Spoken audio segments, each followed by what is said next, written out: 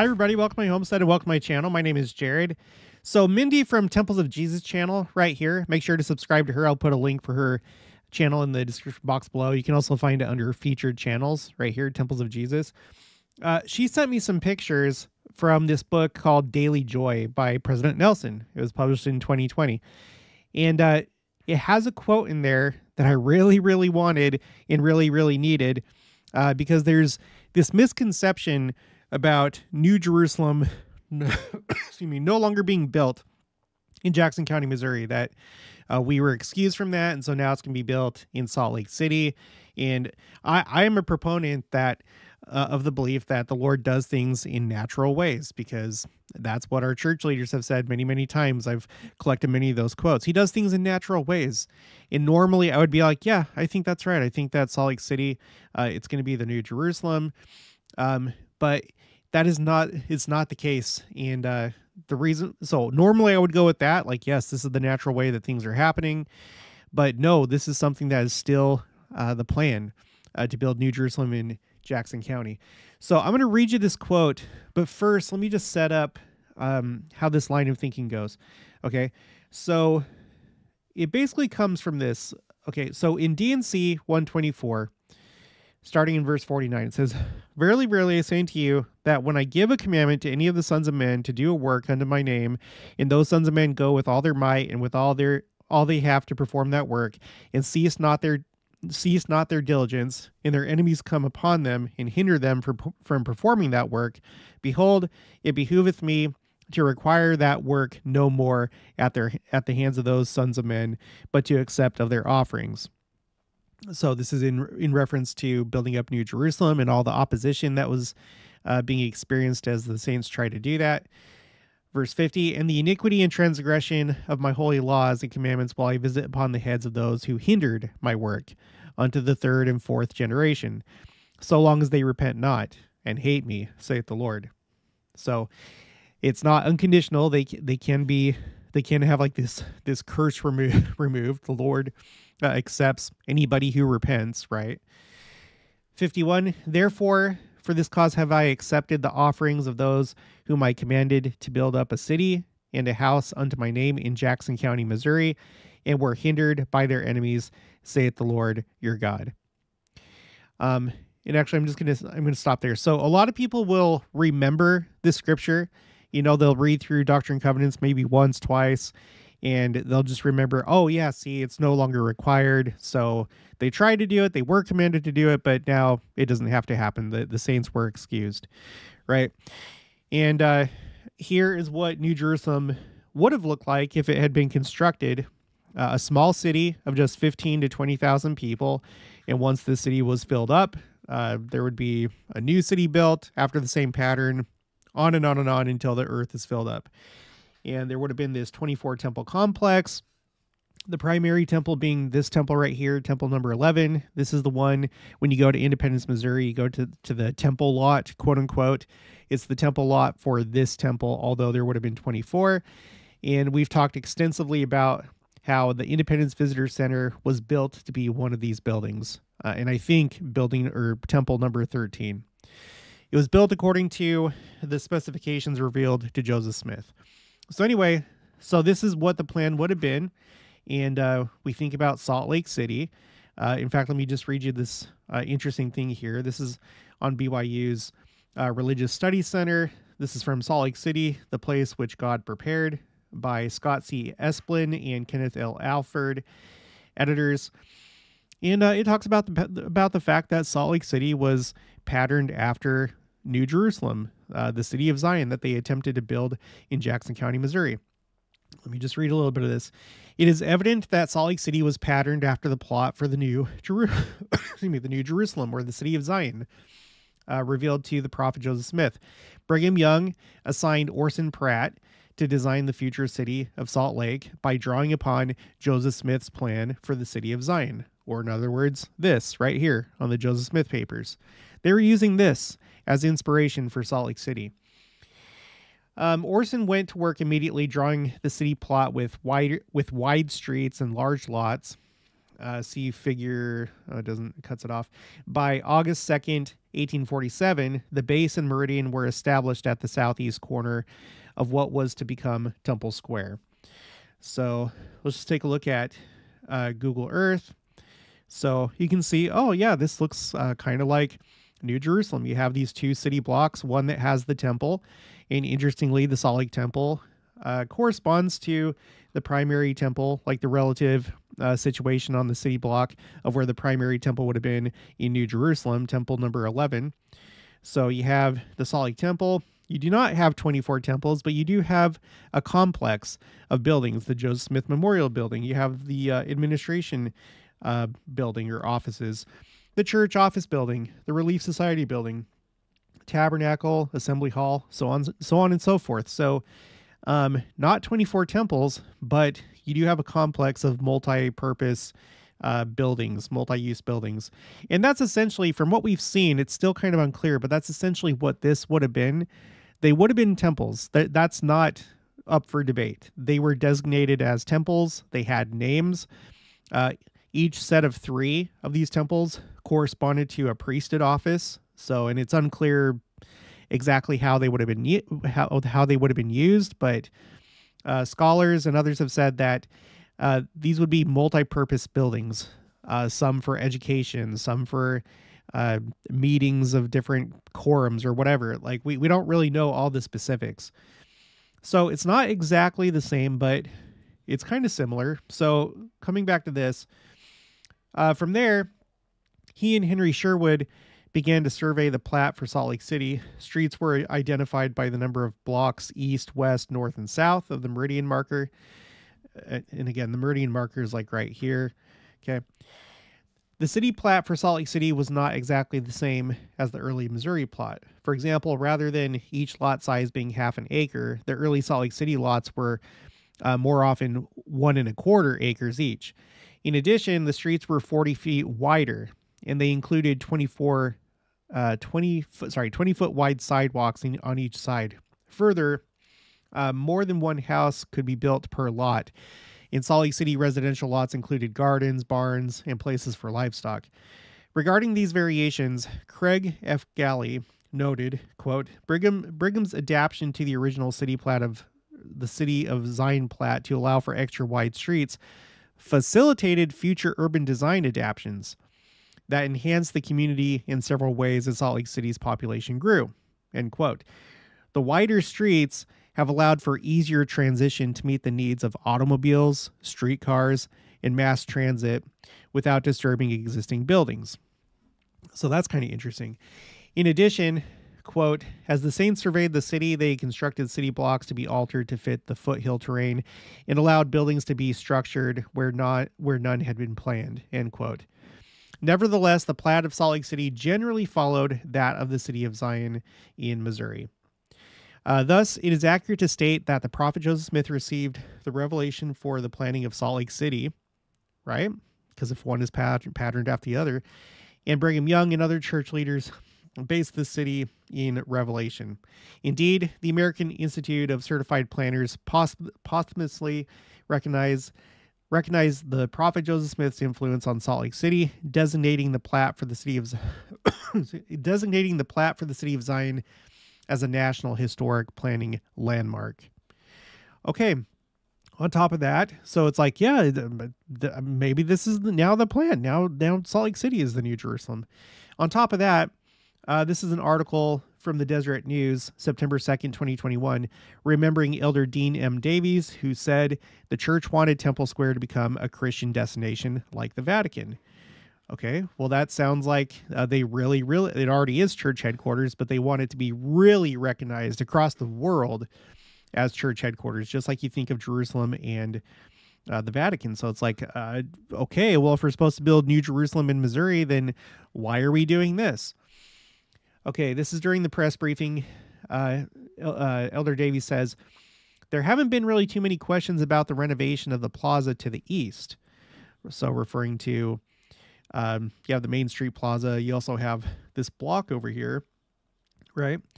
That has the church office building. That's a, sorry about the coughing. Continuing, that's a pretty significant effort also. I would add on that that is okay. All I would add on that is that we want to make the plaza area to the east of the temple even more public and friendly. There will be new seating areas, new corridors. It's something that you ought to contemplate also. It's not just the temple, but includes all the way to State Street. So again, not just the temple, not just Temple Square, not even just the Main Street Plaza, but all the way to State Street right here. So these entire 2 blocks. That will be an integral part of this as we tie together Temple Square into one great whole, end quote. He already had redefined the temple, what Temple Square is, adding an entire city block, but he wasn't done. We want them, he finished, to think of Salt Lake just as easily as they think of Jerusalem or the Vatican, as a place where Christianity really has its heart. Okay, so yeah, you can see how people would come to this conclusion. It's like, well, I mean, Missouri was a thing of the past, and it was a valiant attempt. There was persecution. The church has sunk millions and millions and millions of dollars into Temple Square, and then this city block, as well as the conference center up here. Let's not forget the conference center. It's a pretty majestic building, and you have other things in this area. The church is really, really firmly established in this area. There's been a lot of investment. So what's going on? Especially since a lot of us think that the second coming is close, and I still do. So how do you reconcile that? Okay, I'm going to show you. So let's go ahead and let's do it like this. Okay, so first let's consult Doctrine and Covenants 101, because sometimes people, they think about D&C 124 and what it says about being excused, but they forget what it says in D&C 101. Verse 17, Zion shall not be moved out of her place, notwithstanding her children are scattered. They that remain and are pure in heart shall return and come to their inheritances, they and their children. And like we've said many times on this channel, there are many people that are moving to Missouri, members of the church, some of which have pioneer ancestry, whose ancestors tried to settle New Jerusalem and the areas around there, like Far West, Adamonte-Ammon, stuff like that. Songs of everlasting joy to build up the waste places of Zion. In all these things that the prophets might be fulfilled. And behold, there is none other place appointed than that which I have appointed. Neither shall there be. Okay, neither shall there be any other place appointed than that which I have appointed for the work of the gathering of my saints. Until the day cometh when there is found no more room. Now this gets into another misconception, that the entire church or all the righteous in the church are going to be in Jackson County, Missouri. They're all going to live within the city limits of New Jerusalem, which I remind you was never the plan. This is a city of 15 to 20,000 people. You can read about it here on the Joseph Smith papers. You have, I think it's under source note, maybe it's under historical note. I don't know. Just read between those two. It gives you all the details. Okay. This was never meant to be a city, and it's not going to be a city that the entire church lives in. And if you read the scriptures, it says, until the day cometh that there is found no more room for them. And then I have other places which I will appoint unto them, and they shall be called stakes for the curtains or the strength of Zion. We've talked about the fact that, and Bruce R. McConkie has talked about this, that a stake is a city of Zion. It's a city of holiness. There's not just one. There's not just two, meaning like Jerusalem and New Jerusalem. There are many cities of holiness, but that's the topic for another video. So don't worry, we're getting to Mindy's thing. So first I need to show you this. So I have my original spreadsheet called Quotes, Common Misconceptions, and I'm reformatting everything. So I'm going through the process of going from this format to this one. So this is a spreadsheet in the works. Right now it's just called Quotes CM2, like Common Misconceptions 2. And once I have everything migrated over, then I'll rename this Quotes Common Misconceptions. And this, in order to have everything standardized across all my spreadsheets, and this resembles more my quotes A through Z spreadsheet.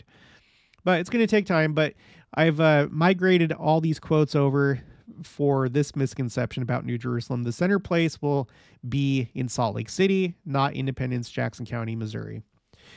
So, and it's interesting, before we get into that, so far I've addressed, 29 different misconceptions having to do with the second coming, all sorts of things, not just second coming things, but mostly second coming things.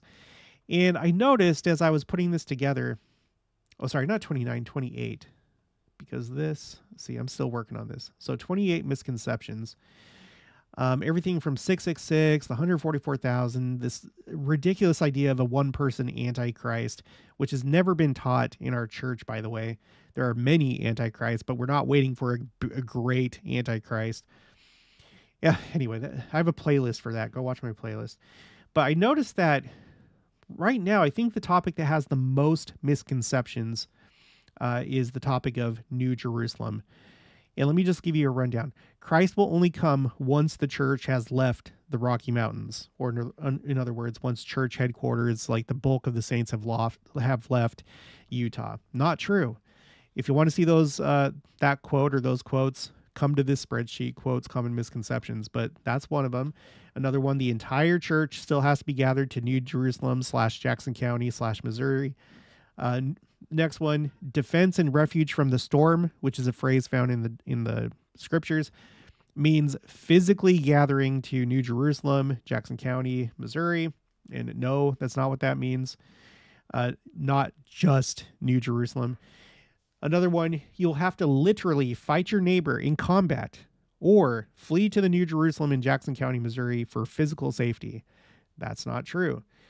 The terror, quote unquote, this is from another scripture. The terror of the Lord in New Jerusalem means supernatural protection or advanced technology from the 10 lost tribes. No, that's not what that means. The next one, Missouri still has to be swept clean with massive destruction. No, it doesn't.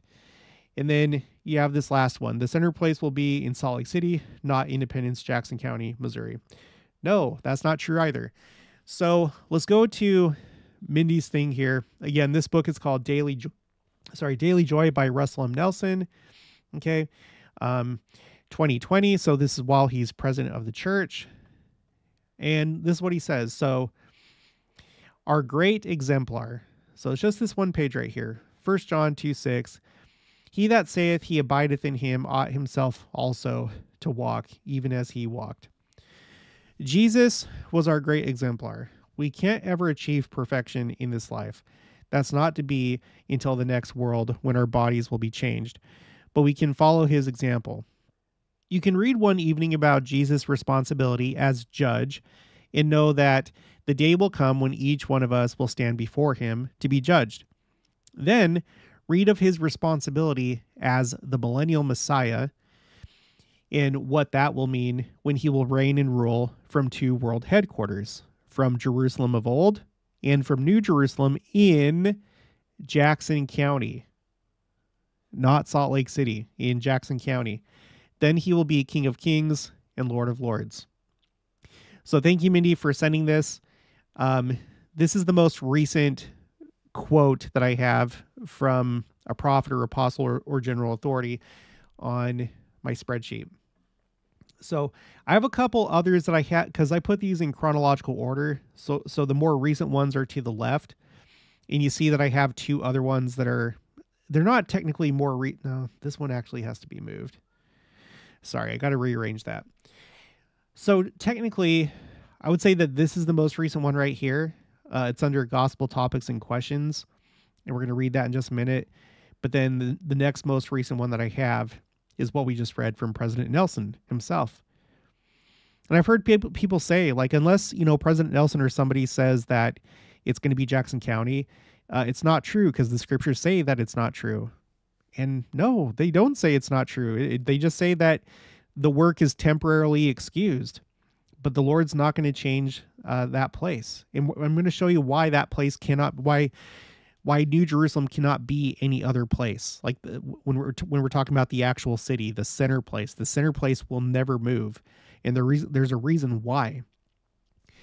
Okay, so from this point, let's go from the very beginning. Okay, we already read D&C 101. I'm not going to read this, but this is from James E. Talmage in Articles of Faith, page 319. And he just talks about the fact that, like, why... No, I'm going to read it. Such, then, is the belief of the Latter-day Saints. Such are the teachings of the church. But the plan of building up Zion has not yet been consummated. He's referring to the actual city of Zion, New Jerusalem. The saints were not permitted to enter into immediate possession of the land. Okay, immediate possession. I should highlight that. Which was promised them as an everlasting inheritance. Even as years elapsed between the time of the Lord's promise to Israel of old, that Canaan should be their inheritance. So this is referencing, especially that time when they were wandering in the wilderness. They could have gone straight from Egypt right to Canaan, but they weren't allowed to do that right away. And he explains why here. In the time of their entering into possession thereof, years devoted to the people's toilsome and sorrowful preparation for the fulfillment, so in these latter days, the divine purpose is held in abeyance, while the people are being sanctified. So that's why we're in Salt Lake City. And when I say we, church headquarters is in Salt Lake City, because the church as a whole is being sanctified, just like Israel as they were wandering in the desert, in the wilderness. They were doing it for 40 years because they were being sanctified, and the older generations had to die off first. Those that still had too much Egyptian influence on them. Okay, so while the people are being sanctified for the great gift and for the responsibilities associated with it, in the meantime, the honest in heart are gathering to the valleys of the Rocky Mountains, and here in the tops of the mountains, exalted above the hills. Temples have been erected, and all nations are flowing unto this region. But Zion shall yet be established on the chosen site. She shall not be moved out of her place. It's from what we just read in D&C. And the pure in heart shall return with songs of everlasting joy to build up the waste places of Zion. So we're not there right now because the church has to be sanctified, and not the entire church is going to go to Independence, Missouri, to Jackson County. Okay, Joseph Fielding Smith, at the time, president of the Quorum of the 12 Apostles. This is in Doctrines of Salvation, volume 3, page 499. Now, this is why it can't be moved, why the Lord has designated Jackson County as the center place. This is why. Garden of Eden and City Zion, same place. In accord with the revelations given to the prophet Joseph Smith, we teach that the Garden of Eden was on the American continent, located where the city Zion, or the New Jerusalem, will be built. When Adam and Eve were driven out of the garden, they eventually dwelt at a place called Adam-on-Diamond, situated in what is now Davies County, Missouri. 3 years before the death of Adam, he called the righteous of his posterity at this place and blessed them. And it is at this place where Adam or Michael will sit, as we read or read in the 7th chapter of Daniel. So these aren't just like arbitrary places. There's a reason why the Lord revealed to Joseph Smith, this is where New Jerusalem is going to be built.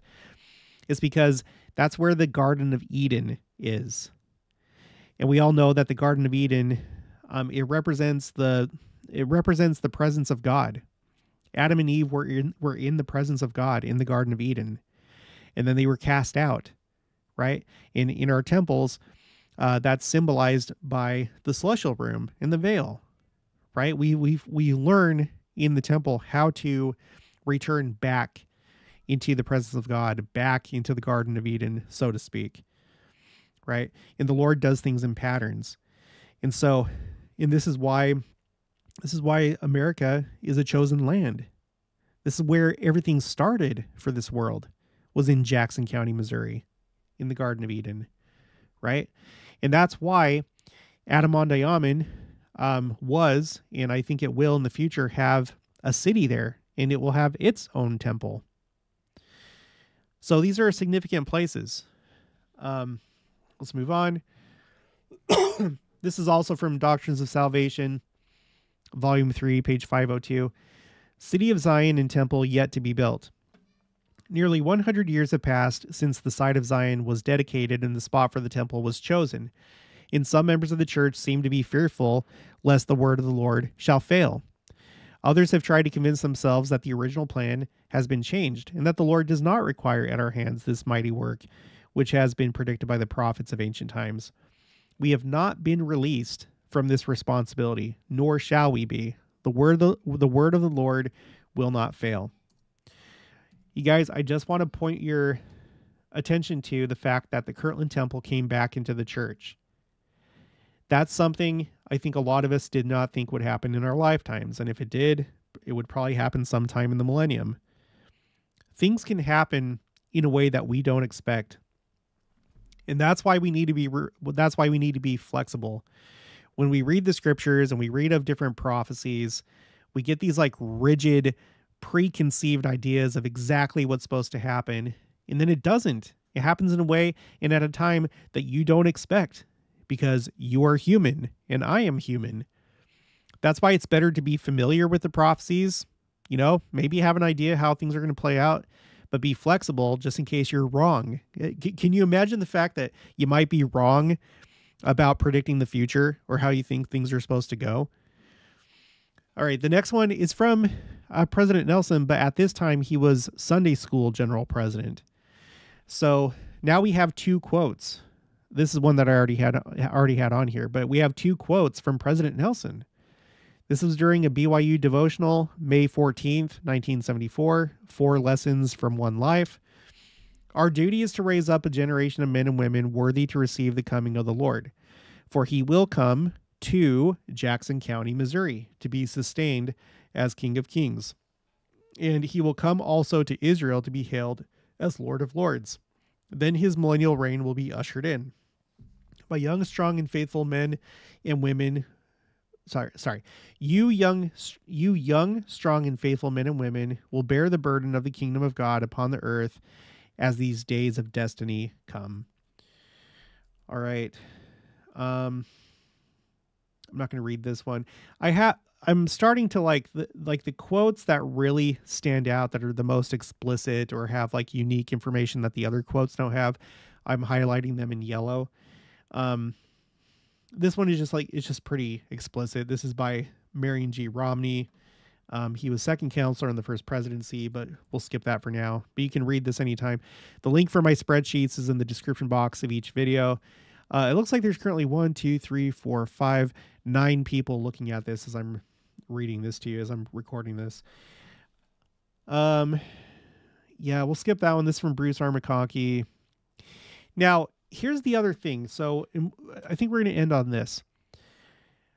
You guys, in church publications, they're saying that Jackson County is still where the center place is going to be, where New Jerusalem is going to be built up.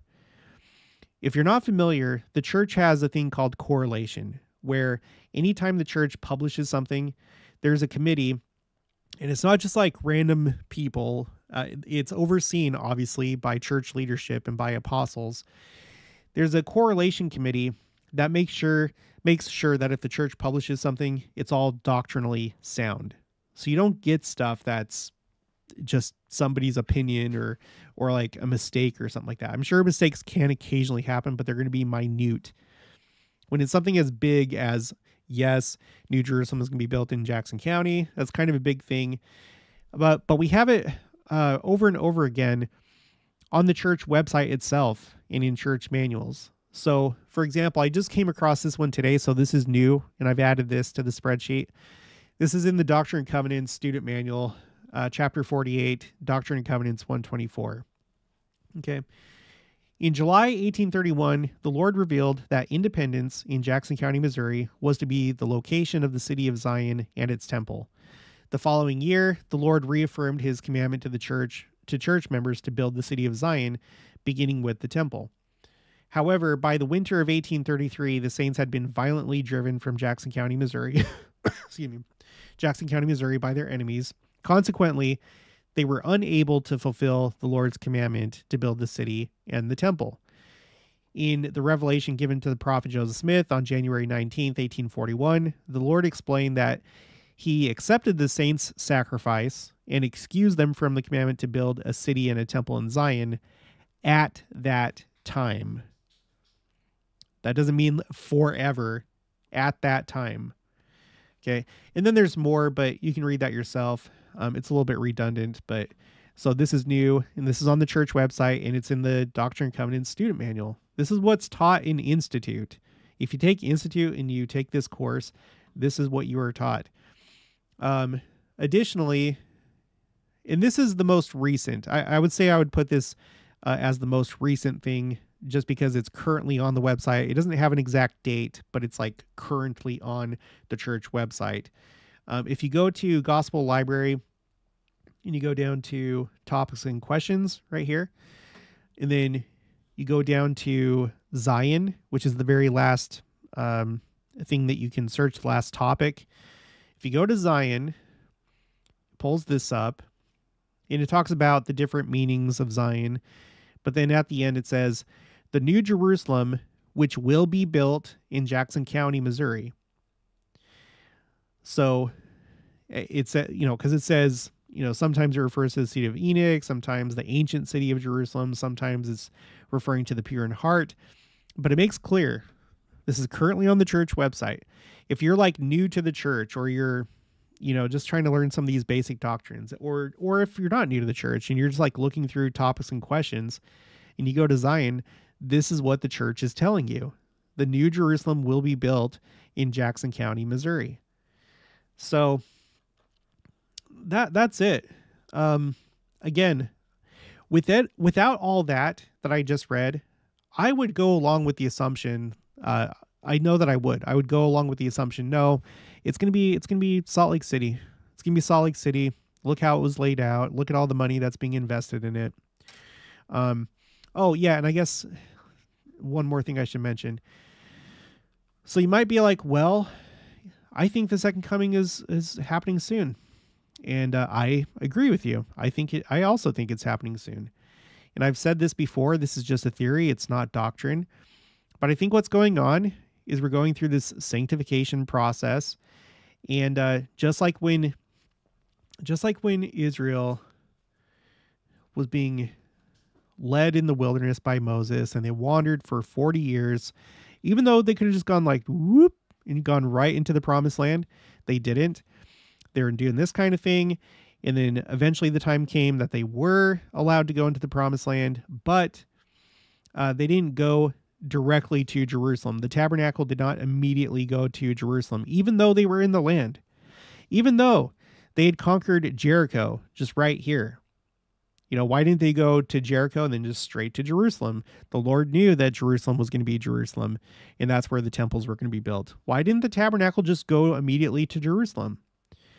Well, I assume that it's like part of the sanctification process, and just the Lord does things in an orderly way. And so for a long time, for over 300 years, the tabernacle, the temple, was in Shiloh. Shiloh's over here somewhere. I don't know exactly where, but I think it's somewhere in this area. It was in Shiloh for like 300 years after they had entered the promised land. And I think it's going to be something similar with the millennium. I think New Jerusalem has been started. We have a temple in waiting there. It's currently being used as a visitor center. We have a stake, and a stake is a city, and a city is a stake. So we have the people there. We have a temple in waiting there. It's been started, but I think that Salt Lake City will probably remain church headquarters for a while into the millennium. And then when the time's right, it'll be transferred to Independence, Missouri, just like the tabernacle. When the time came, they made the permanent temple, Solomon's temple in Jerusalem. So that's my current theory, and I do label it as speculation. And that's what we should all do if it is a speculation. some people teach their speculation as though it's fact, but we shouldn't do that. And we should always look to the scriptures and the words of the prophets and their interpretation of scriptures. And yeah. Okay, so that's it for this one. If you haven't already, please make sure to subscribe. Like this video if you liked it. Leave your thoughts and opinions down in the comments below. Also make sure to share it, and I'll talk to you guys later.